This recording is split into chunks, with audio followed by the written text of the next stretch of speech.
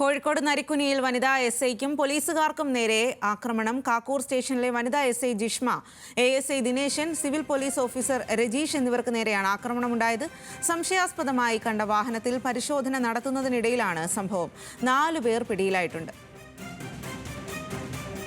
കോഴിക്കോട് നിന്നും അനൽക സെയ്ദാണ് വിവരങ്ങളുമായി ചേരുന്നത്. അനൽക, പിടിയിലായവരുടെ വിവരം ലഭ്യമാണോ?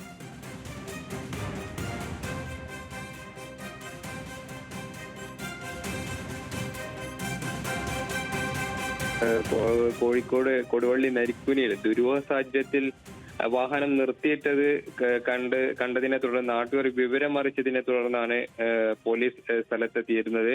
സ്ഥലത്തെത്തി പോലീസ് വാഹനം പരിശോധിക്കുന്നതിനിടയിലാണ് മദ്യപിക്കുന്ന ഈ 5 അംഗ സംഘം പോലീസിന്, അതായത് വനിതാ എസ്ഐയെ അടക്കം കയ്യേറ്റം ചെയ്തത്. തുടർന്ന് കൂടുതൽ പോലീസുകാർ സ്ഥലത്തെത്തുകയും തുടർന്ന് ഇവരെ കസ്റ്റഡിയിൽ എടുക്കുകയുമായിരുന്നു ചെയ്തത്.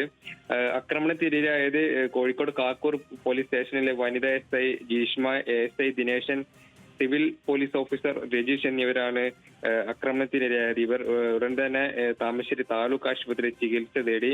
സംഭവത്തിൽ കോഴിക്കോട് കുന്നമംഗലം സ്വദേശി ബാബുരാജ്, കോഴിക്കോട് വെള്ളിപ്പറമ്പ് സ്വദേശി പ്രശാന്ത്, അതോടൊപ്പം തന്നെ കോഴിക്കോട് സൈബർ പാർക്ക് സ്വദേശി രാജേഷ് എന്നിവരെ പോലീസ് ഉടൻ തന്നെ പിടികൂടി. ഏകദേശം ഇതുമായി ബന്ധപ്പെട്ട് കൂടുതൽ അന്വേഷണങ്ങൾ നടന്നു വരികയാണ്.